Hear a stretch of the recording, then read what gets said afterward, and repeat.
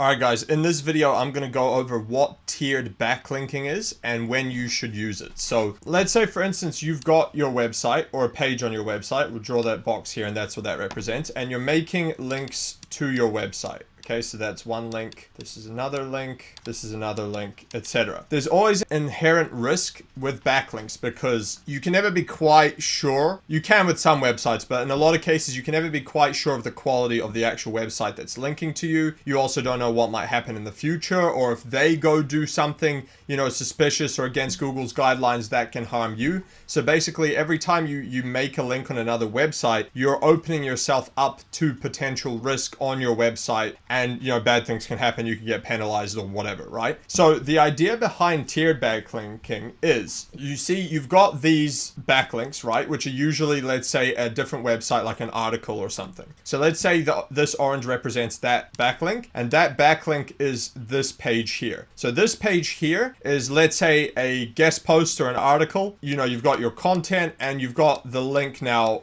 going to your website. So now what tiered backlinking is on this website, now you can make backlinks to this website, which is like a buffer, which then passes a lot of this authority over to your website through that backlink that goes to yours. And so the reason why you would want to do this is, let's say for instance you want to play around with some potentially sketchy backlinks, like maybe some PBNs you're not quite sure about, or you want to even try some black hat tactics or something like that, but you don't want to risk your actual homepage of your website or something like that you won't be able to recover from if it goes bad. The theory is what you can do is you can take that, let's say this is a black hat link that's suspicious, or you just want to test it out, whatever. You link it to this guest post, and then in theory, the power from that link should now pass through your website to your website through this backlink. However, it's not directly linking to your website, and so if something bad happens or goes wrong, or it's not, you know, turns out to be a negative link, then this page takes the hit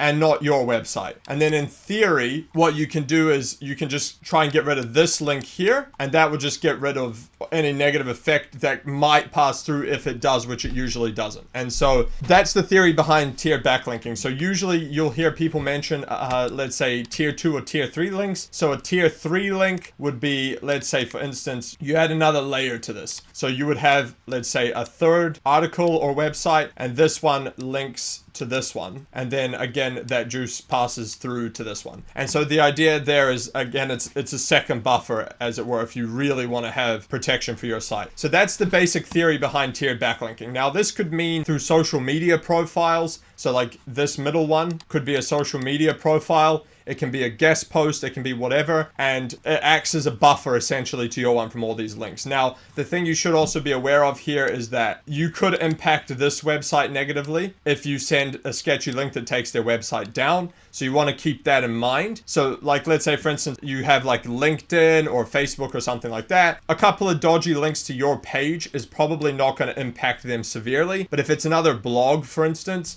and they have linked out to your site, or you know, you purchased the link, or they've just linked out to it, and now you start sending some sketchy backhat links to this page, you could tank their website. And so one, that's obviously not good for you because now you've lost a decent backlink. But the other thing is you've just taken somebody else's website down as well. So obviously there's a moral issue there too, where you're ruining someone else's website. So that's just something to keep in mind with this. However, this is the process that you would go through if you wanted to essentially try and get the power of, you know, potentially sketchy links that you're not sure about, but you don't want it to go straight to your page, especially to your home page. So that's basically what tier link building is. That's the overview of it. Obviously there's a lot more to this. However, that is the general theory behind it. If you have any questions about this, just put them in the comments below and I will answer them. Otherwise, if you'd like me to coach you on how to do SEO and Google ads for only $49 a month, go to learndominatemarketing.com. And if you'd like us to do the SEO or Google ads for your business, go to dominatemarketing.io, book a call with us there. Catch you on the next one.